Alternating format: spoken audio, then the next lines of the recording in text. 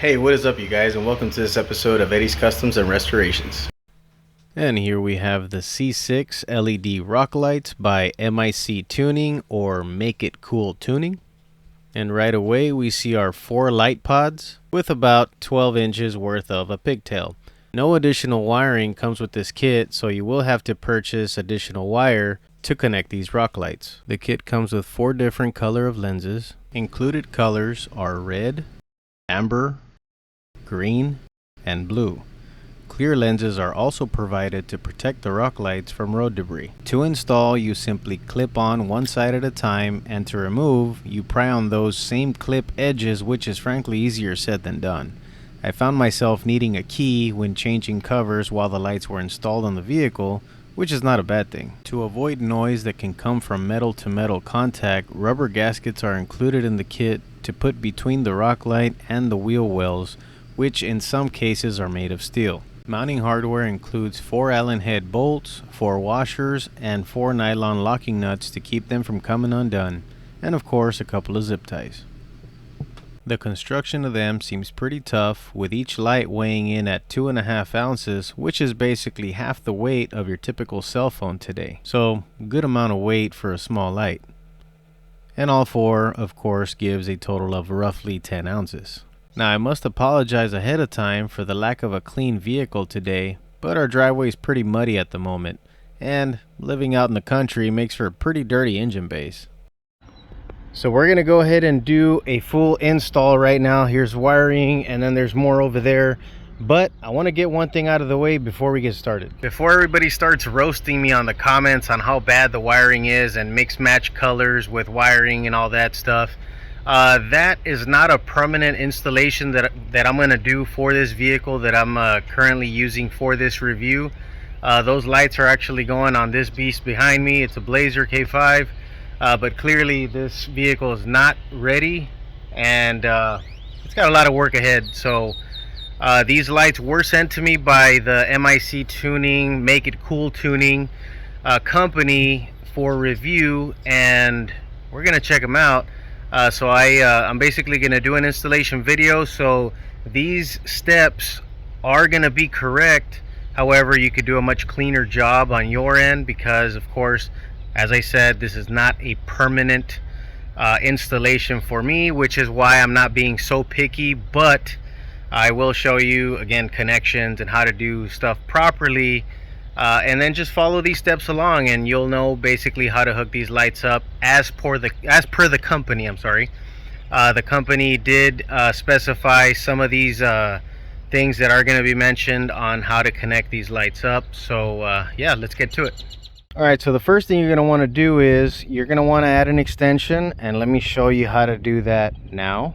First, you will cut a small amount of protective covering from the red and black wires from the light pigtail to prepare them for the uninsulated butt connectors. Then get yourself 2 long wires, preferably red and black to match, that will extend from your rear tires and past your front tires, and then cut the same amount of the protective cover on those as well. Before making your connections, be sure to slide your heat shrink on at this time. As mentioned, we will be using uninsulated butt connectors to unite these wires. I must say that if you plan on doing a lot of wiring in the future, you should really pick up a pair of ratcheting style crimpers off Amazon. Not only do they make the job so much easier on your hands, but they also ensure a perfect crimp every time. On a side note, the C6 lights wires are roughly 20 gauge wires, which is pretty thin, and right away tells us that they don't require much amperage to run. So be sure to at least use 20 gauge or even 18 gauge wire for this application. Never go thinner than the wiring provided. Now that the crimps are done, we can slide our heat shrink over and use a heat gun or a lighter to cause the shrinkage. Preferably use marine grade heat shrink to ensure a nice waterproof connection. Do this extension process for both rear lights and make sure you do good solid connections like these for all of the following unions we will be doing today. Once you've gotten your extension wired in, of course, remember our color codes are going to be a little different here. Don't pay attention to anything else other than the ends, okay? So you give yourself a good amount of extension, because you got to account for the fact that that light is going to be mounted up there, and then it's going to curve, which that's going to steal some of your distance right there, and then it's going to run through and then go over to the next light, right?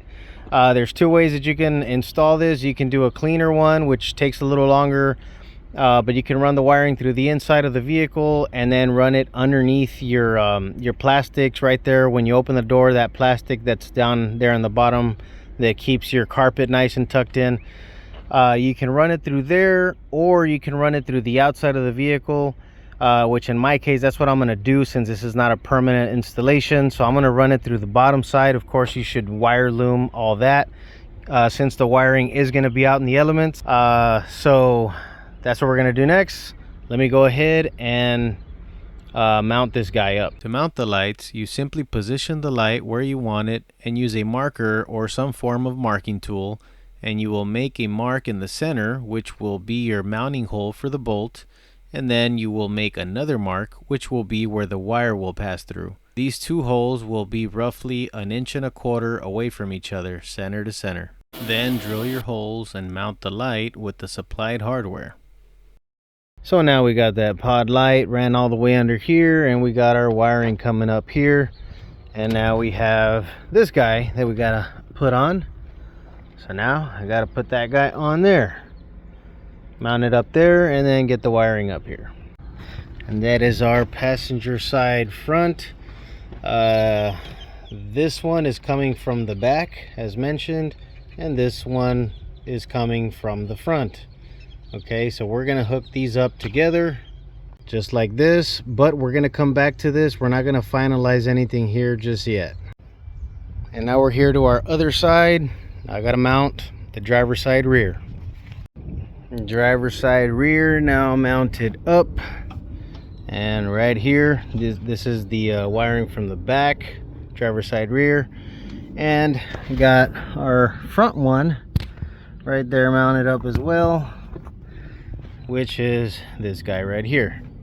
So as we did on the other side, we're gonna put these together just like this. But not only are we going to connect those together, if you recall, we had that extension that goes all the way to the other side, because we need to bring these two connections to connect with the other lights, and we're taking everything over to the other side because the battery is located at the other side of the engine compartment. So we do need to bring these connections together here. And of course, you want to do a better connection. This is just for demonstration purposes, but you want to connect all of these, the black with the black and the red with the red. You want to make those connections, okay? Follow the better steps as I showed you in the past. That's a proper connection. This is an improper connection, but this will work for our demonstration today. And now that we got our hack job of wiring done here, let's move on to the other side. So again, this is by no means permanent, which is why I'm just leaving everything out here, but it serves as a very good guide for you guys when you guys are hooking this up. Now remember, I said we were gonna return back to this wiring over here.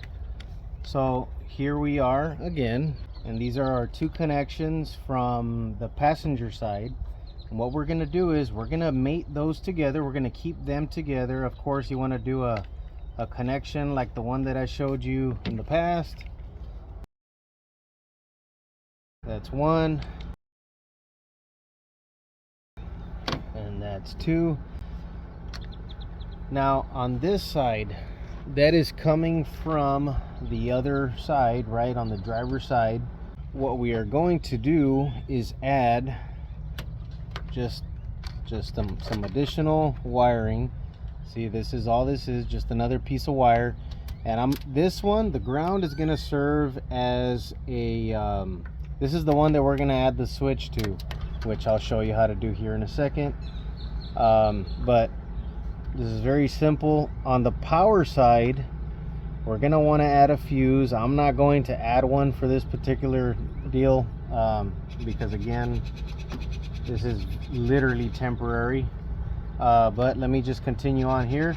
Now what we have here is This is the one that's coming from the other side of the vehicle, right? The driver's side. And you've been asking yourself this whole time, when in the world are we ever going to connect to the battery? Well, this is the time. So this additional wire that we added right here, that one is the one that's going to connect to the battery, and then we're going to add a switch to this side, and I'll show you in a second. But this is where everything starts to come together. So our ground is going to connect to the ground here. Okay, I'm going to get my hand out of the way right now. Let me make this connection. And yes, this is the time to add a some heat shrink. Of course, I'm not going to do that right now because, well, it's far away from me at this very moment. And again, this is just for demonstration. So we're just gonna tape all this. This is one of those do as I say, not as I do situations.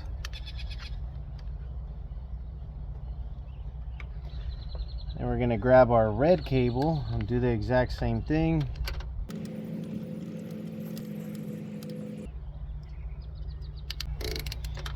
Okay, so here we're all crimped up. Let me separate all this. So here we are, we're all split up here and taped up. But please, I can't stress it enough, don't just do twisting connections and then taping them up, because that is not correct. You want to do crimp style connectors, and of course use some heat shrink. If you want to use tape after that, that's fine. But you know, really try to do crimp style connections. That way you have some good, you know, these are good connections. These don't come off, as long as of course you do a good crimp.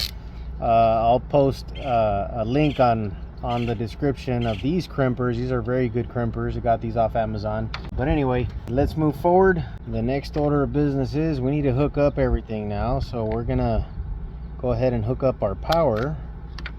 Okay, and I'm gonna tap in to this stud right here. There's a wing nut, and I got an eyelid connector here, and that's gonna go in there nicely over that stud. So again, you'd want to add, you know, a nice little heat shrink on that just to make your connection look nice.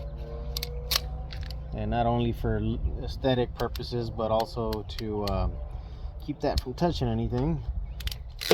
Okay, see, that's a good nice connection right there. So this guy is gonna go here, but before I connect anything, I want to get everything done.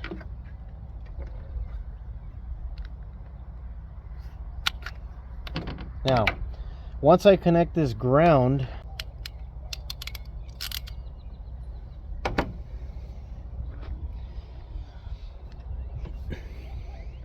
okay, so I'm going to try to keep this very simple just so you guys can follow me through very easily. Okay, so I'm going to take this wing nut off.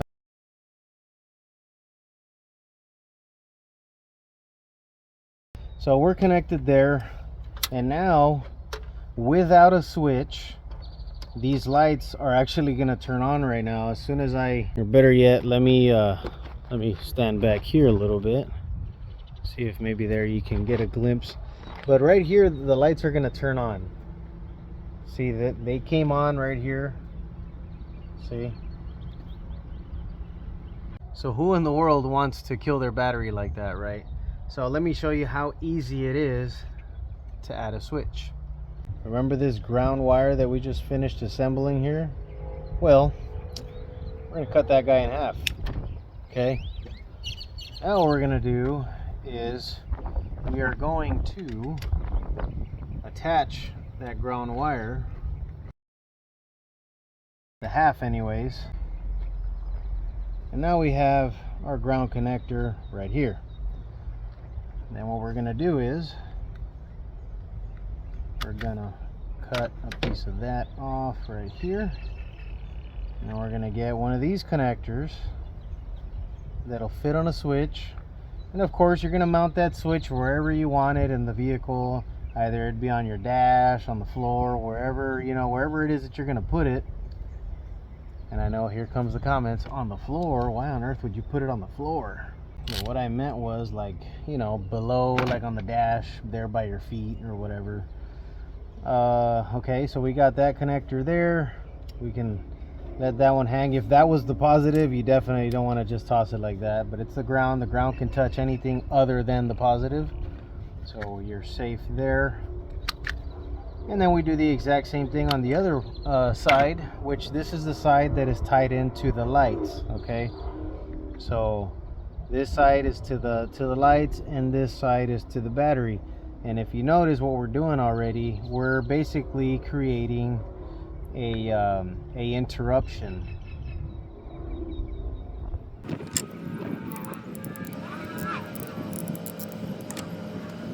So now what we're gonna do is, this is actually a two-way switch. So if I go this way, it's on, then this is off, and then if I go up, that's on again.